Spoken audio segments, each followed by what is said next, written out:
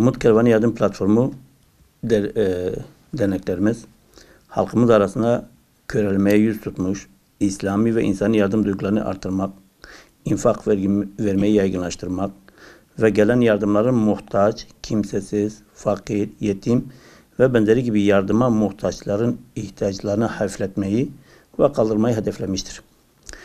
Elhamdülillah şu ana kadar bu hedefleri doğrultusunda bir çaba içerisinde girmiş ve halen bu çalışmalarını sürdürmektedir. Bu hedefin gerçekleştirilebilmesi için 50'ye yakın sivil toplum kuruluşunu fedakarane duygular ve faaliyetleriyle çalışmalarını 2015 yılında da sürdürmüşlerdir. Bu anlamda hayırseverlerin ve yardım ulaştırmak isteyen sivil toplum kuruluşlarının eli ayağı olmuştur. Bu konuda sevinçliyiz, gururluyuz. Bir şeyler yapmanın gururunu yaşamaktayız. Çünkü Umut Kervanı Yardım Platformu'na bağlı derneklerimiz yardım amaçlarımız doğrultusunda toplumun sosyal ve ekonomik sıkıntılarına merhem olmaya çalışmıştır ve halen de çalışmaya devam etmektedir.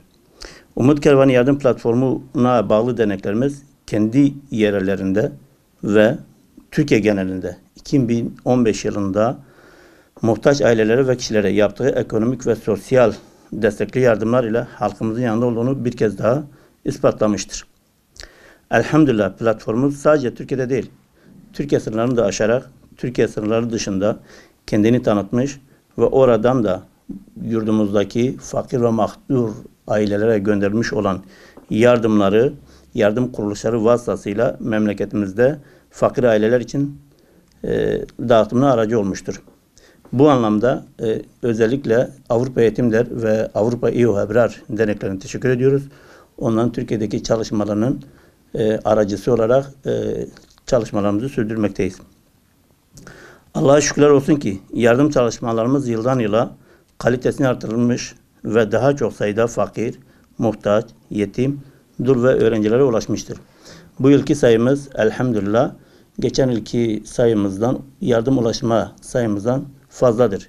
Gönül istedir ki mağdur ve fakir insanların sayısı azalsın, bu yardımlar da azalsın. Fakat gün geçtikçe sosyal yaralar derinleşmekte ve toplum arasında sosyal uçurumlar büyümekte.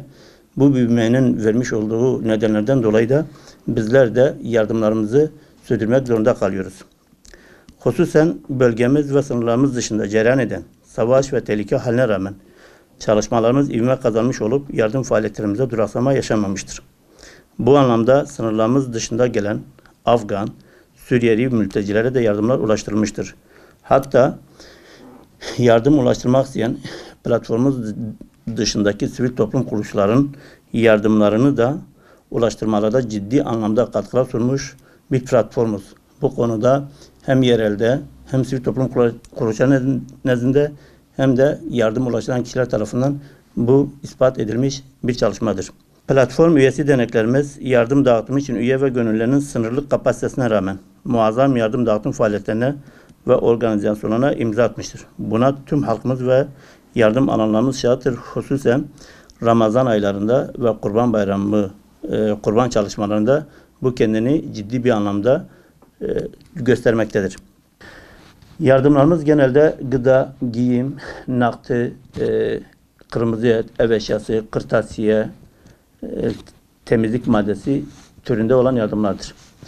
Şu ana kadar yapmış olduğumuz yardımların toplamı 4.582.359.000 TL'dir.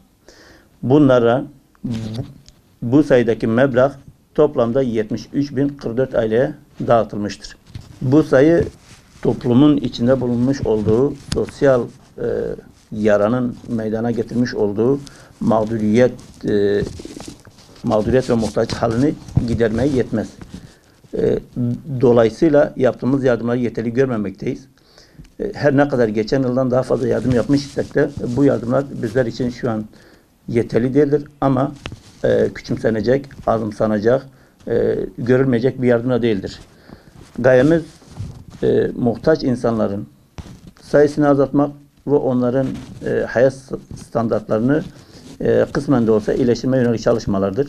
Muhtaç, mağdur ve mazlum insanların hayatlarının tüm aşamalarında olmasa da özellikle bir nebze de olsa önemli gün ve gecenin hürmetine yuvalarını şenlendirecek yardımların yapılması için tekrardan tek gelir kaynağımız olan sizlerden yardım talep ediyoruz.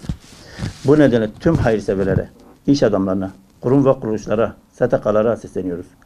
Umut Kervanı Yardım Platformu dernekleri aracılığıyla yardımlarınızı hak ve hakkaniyet ölçüsüne dağıtmak için her zaman hazır ve nazır bir durumda bulunmaktayız. Bunun bilinmesini istiyoruz.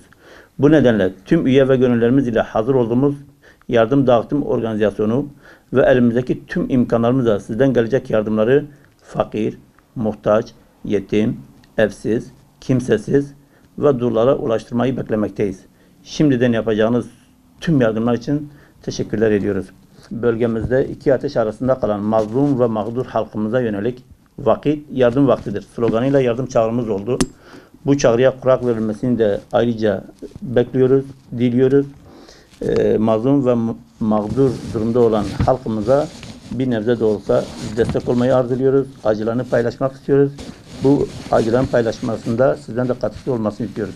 Bu yardımların ulaştırılmasında aynı ve nakdi yardımda bulunan herkese ve bunların muhtaçlara ulaştırılmasına hizmet veren, zamanını ayıran, araçlarını hizmetlerimize sunan tüm üye ve gönüllerimize tekrar teşekkür ediyoruz. Allah-u Teala onlardan razı olsun ve çalışmalarını daim kılsın inşallah.